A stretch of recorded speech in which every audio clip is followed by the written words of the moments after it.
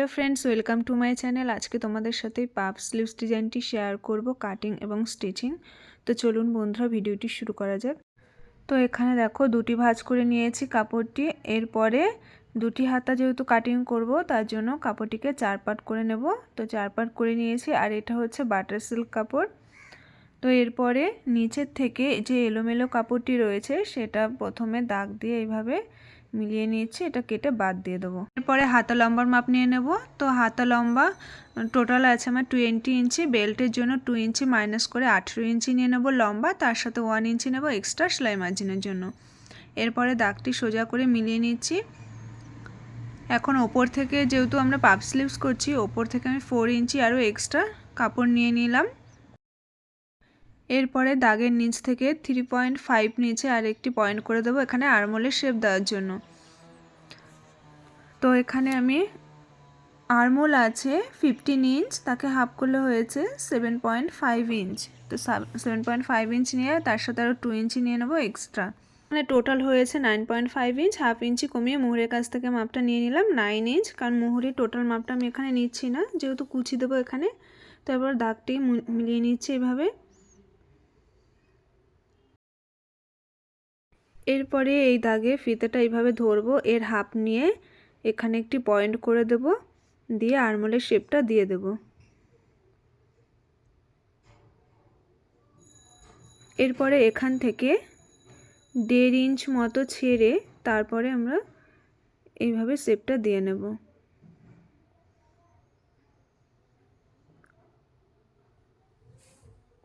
তো এখানে ড্রয়িং করা হয়ে গেছে, এখন কাটিং করে নেব।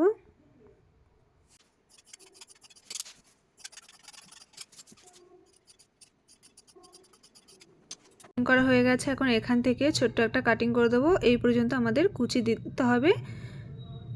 তো এরপর আমরা বেল পার্ট কাটিং করে নিচ্ছি। তো দেখো এখানে 4 পার্ট করে নিয়েছি, আর এখানে আমি মুহুরির মাপ, মানে আমাদের মুহুরি যতটা আছে তাকে হাফ করে তার সাথে আরও 1.5 ইঞ্চি এক্সট্রা নিয়েছি। আর এখানে লম্বা নিয়েছি, তো আমাদের বেল্ট লম্বা আছে 2 ইঞ্চি।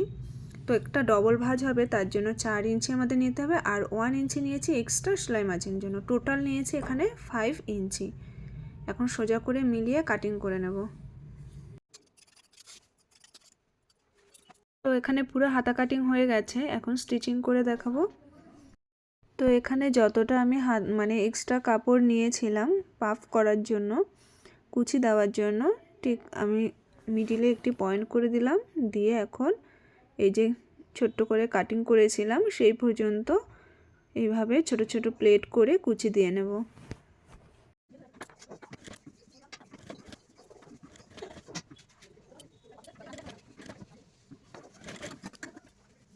তো দেখুন কত সুন্দর পাফ হয়ে গেছে। এখন মুহুরির কাছ থেকে আমরা কুচি দিয়ে নেব। তো একদম সাইড থেকে কিছুটা অংশ ছেড়ে তারপরে ছোট ছোট করে এইভাবে কুচি দিয়ে নেব।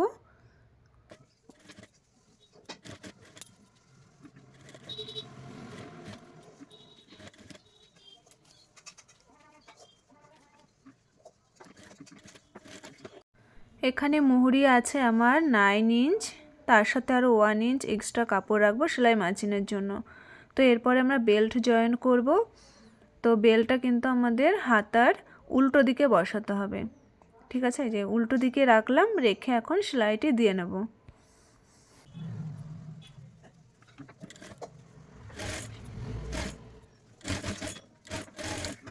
সেলাইটি দেওয়া হয়ে গেছে, এখন বেলটা এইভাবে সামনের দিকে আনবো, এনে সাইড থেকে ভাঁজ দিয়ে নেব, একটা ভাঁজ দিয়ে এই সেলাইটির ওপরে এইভাবে তুলে নেব, তুলে এর ওপর থেকে একটি চাপ সেলাই দিয়ে নেব।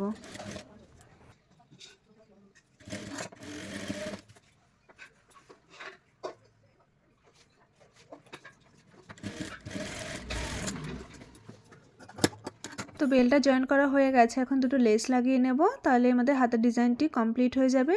তো ভিডিওটি কেমন লেগেছে, ভালো লাগলে লাইক কমেন্ট শেয়ার করে পাশে থেকো, আর নতুন নতুন ভিডিওটি দেখার জন্য চ্যানেলটিকে সাবস্ক্রাইব করবে। তো আজকে ভিডিওটি এই পর্যন্ত, নেক্সট দিন অন্য ভিডিও নিয়ে চলে আসবো। টাটা।